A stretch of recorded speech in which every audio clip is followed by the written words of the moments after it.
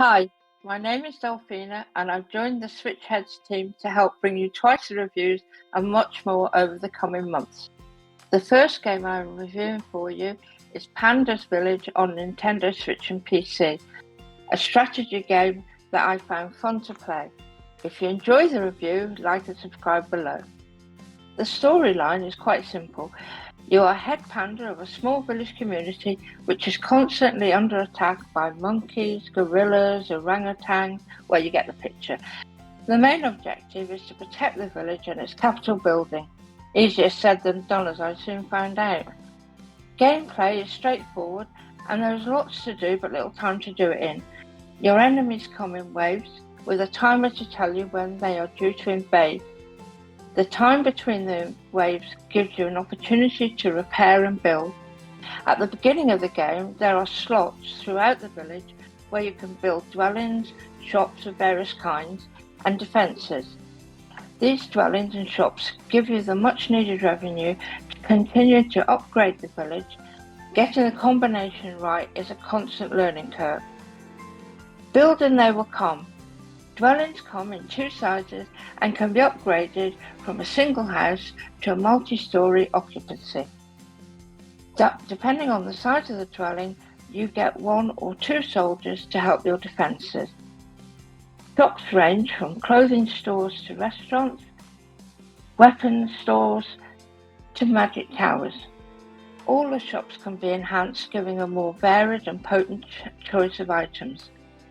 On my copy of the game, I noticed there were a lot more shop items to be added, so I'll be interested to see how that affects the experience in the future. Apart from the other pandas who help fend off the enemies, there is a line of defensive structures along the front perimeter of the village. Depending on the coins you are willing to spend, you can have 3 defences: crossbow, cannon, and the biggest of them all, catapult. These are really handy as they can help to diminish the life of the enemy before they even reach the village, making it much easier to finish them off. As the enemies enter the village, their main objective is to destroy everything, including your precious capital building, which must be defended at all costs. You also have to work hard to ensure that the properties you've built up over the levels aren't destroyed, because you have to pay good coins to repair them and run the risk of losing your panda soldiers. This also means that you won't have enough coins to upgrade before the next wave. It is inevitable that you will eventually be killed, and when that happens, you start again. Now that might sound a bit harsh, and why would you want to start over?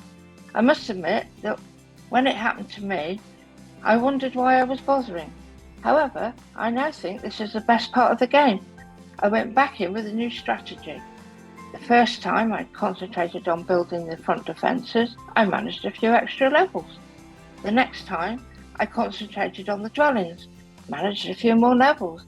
It was really good fun as I learned which strategies gave the greatest rewards, and it gave a genuine reason to want to play again. There are a number of background modes the game cycles through: rain, shine, night and day. Most of the time it's easy to see where the enemies are, but the night mode is a bit more challenging, especially if you have a lot of buildings, and so you have to rely on the top bar and the right hand lower map to see where their enemies have gone. Again, this is another little throw into the mix that the developers have given to enhance the gameplay. There were 2 negatives that I found distracting, particularly as the number of enemies grew, and that was merging through what was supposed to be solid objects, especially inside the capital building, where there was a table in the middle of the room, and inside the table there were several pandas going nowhere in a hurry. Fighting enemies inside huts sometimes resulted in flailing my sword in the hopes of capturing them before they melded through the walls and escaped. Because I enjoyed the game, I was willing to put up with the melding, but what really took away from the gameplay was the constant slowing down. At times, often after about 5 minutes, the game was as if it was playing at half speed or less, and had to be restarted to regain normal speed. I persisted with it because I wanted to give a fair review of the game, but to be perfectly honest, if I'd bought it, I would probably have asked for money back.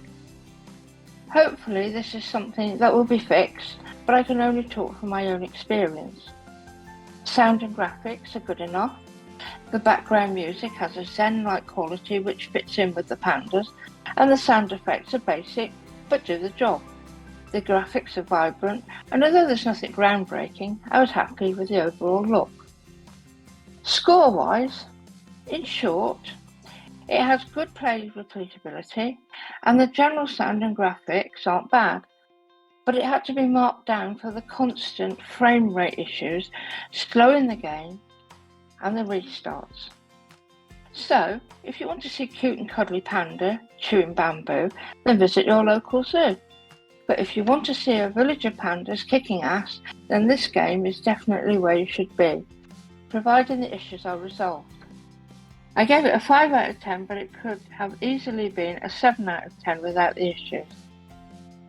Thanks for staying with me to the end of this review. If you enjoyed this, then like and subscribe. If you want to join our community, there is a link to Discord below. Take care out there, and remember, life is better when we game together.